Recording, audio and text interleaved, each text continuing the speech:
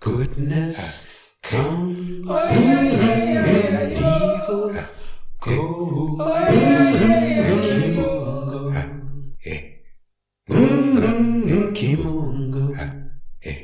Kimunga Ukombozi, Kimunga Ukombozi, Kimunga Ukombozi, divine liberty, divine liberation, divine freedom, and all that will bring for African people wherever we happen to be on the face of this earth. Karibu, welcome. My name is Kwende, and today we're going to get into another important subject area, and that subject is Omowale Malcolm X, Imani, faith in African teachers.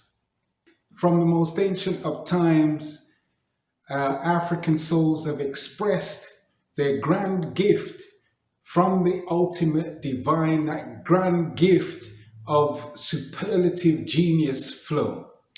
And that has been made manifest in the eternal thrust of truth, the truth of the world, the truth of the sacred universe, the truth of the cosmos.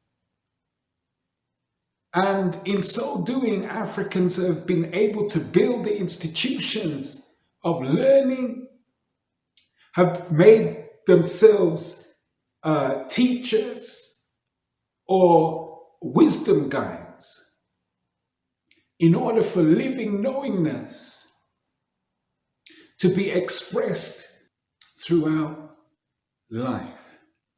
And of course, the role and responsibilities of learning, the role and responsibilities of teaching, the role and responsibilities of being a wisdom guide are essential in the building, development, and maintenance of African nation, of African nationhood.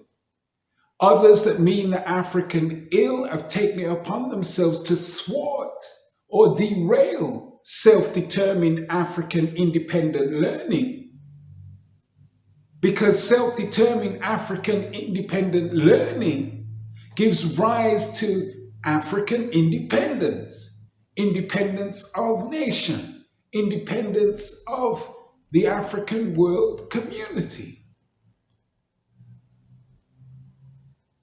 And certainly a great hero that we have in Omowale Malcolm X is an example of someone who not only became an exceptional wisdom guide, an exceptional African teacher, but inspired learning and teaching in African souls throughout the world, giving energy and inspiration for what is popularly now described as Black studies or African studies, those kinds of things. Learning is key. Teaching is key. So let us hear from the great hero, wisdom guide, and teacher that we find in Omowale Malcolm X with a few of his words. Because he hasn't been trained to defend himself. He has only been trained to open up his mouth in defense of his master. He hasn't been educated, he's been trained. When a man is educated, he can think for himself and defend himself and speak for himself. He doesn't even know where his government is because he doesn't know that he ever had one. He doesn't know where his country is because he doesn't know that he ever had one. He believes in exactly what he was taught in school, that when he was kidnapped by the white man, he was a savage in the jungle someplace, eating people and throwing spears and with a bone in his nose. And the average American Negro has that concept of the African continent. It is not his fault. This is what has been given to him by the American educational system. He doesn't realize that there were civilizations and cultures on the African continent at a time when the people in Europe were crawling around in the caves going naked. He doesn't realize that the black man in Africa was wearing silk, was wearing slippers that he was able to spin himself, make himself, at a time when the people up in Europe were going naked. He doesn't realize that he was living in palaces on the African continent when the people in Europe were living in caves. He doesn't realize that he was living in a civilization in Africa where science has been so far advanced, especially even the astronomical sciences, to a point where Africans could plot the course of the stars in the universe when the people up in Europe still thought the earth was round, the planet was round or flat. He doesn't realize the advancement and the high state of his own culture that he was living in. He knows nothing about that. He knows nothing about the ancient Egyptian civilization on the African continent, or the ancient Carthaginian civilization on the African continent. Civilizations that were highly developed and produced scientists, the center of learning, at a time when the people up in Europe didn't even know what a book was. He doesn't know this because he hasn't been taught. And because he doesn't know this, when you mention Africa to him, well, he thinks you're talking about a jungle. And I went to Africa in 1959 and didn't see any jungles and didn't see any mud huts until I got back to Harlem in New York City.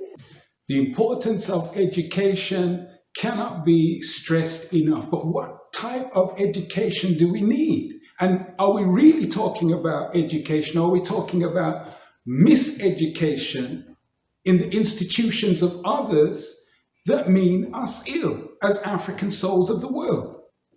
Teaching is key. Learning is key so that we can be our fully flourishing African selves. Build for ourselves. Be ourselves and learn about our own experience in this world. So with that food for thought, and surely it is food for thought. Kimunga Ukombozi, Kimunga Ukombozi, Kimunga Ukombozi, divine liberty, divine liberation, divine freedom, and all that will bring for African people wherever we happen to be on the face of this earth. The sun who has returned home, for Africans back on top. The sun who has returned home, for Africans back on top. The sun who has returned home, for Africans back on top. The sun who has returned home, for Africans back on top.